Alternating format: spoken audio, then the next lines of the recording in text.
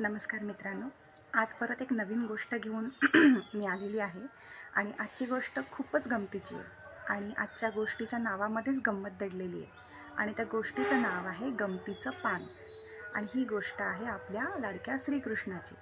तुम्हाला सगळ्यांना माहितीच आहे, कृष्ण आणि त्याचे सवंगडी गाईगुरांना घेऊन चरायला रानात रोज रोज जायचे.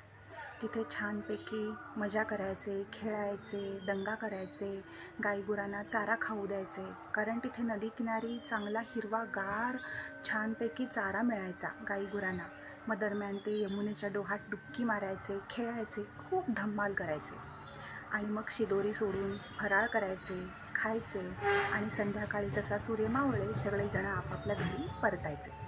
तर एके दिवशी काय झालं, असंच कृष्ण आणि त्याचे सवंगडी सगळेजण खेळायला गेले होते यमुनेच्या काठी आणि दिवसभर म्हणजे सकाळपासून खूप खेळले, सूर पारंब्या खेळले, नदीच्या डोहात खेळले, श्रीकृष्णाने छानपैकी बासरी वाजवली. असं होता होता दुपार झाली. दुपार झाल्यावर प्रत्येकालाच भूक लागली. सगळे गोलाकार बसले आणि प्रत्येकाने आपली शिदोरी सोडायला सुरुवात केली. आता प्रत्येकाच्या स्फोटात कावळे ओरडू लागले होते. पण तेवढ्यात कृष्ण म्हणाला, थांबा, आपण रोज रोजच अशी शिदोरी खातो, पण आज काहीतरी मज्जा करूया. आज आपण एक एक खेळ खेळूया. आपण सगळ्यांनी एक गमतीशीर पान शोधून आणायचं. जो कोणी गमतीशीर सगळ्यात सुंदर पान शोधून आणेल त्याला आज आपण संध्याकाळी खेळताना राजा करू. कबूल? मग सगळे सवंगडी तयार झाले आणि प्रत्येकाने आपली शिदोरी तिथेच ठेवली आणि जो तो रानावनात पळू लागला, गमतीशीर पान शोधायचा प्रयत्न करू लागला. कृष्ण मात्र आपल्याच जागी उभा होता. तो जरासुद्धा हलला नाही.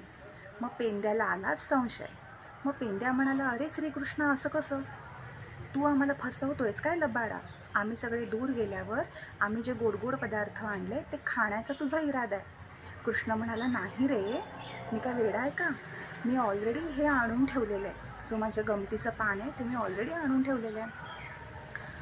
तर मग पेंद्या म्हणाला, बरं ठीक आहे. आणि पेंद्या निघून गेला आणि सगळे सवंगडी पण निघून गेले. कृष्ण एकटाच राहिला.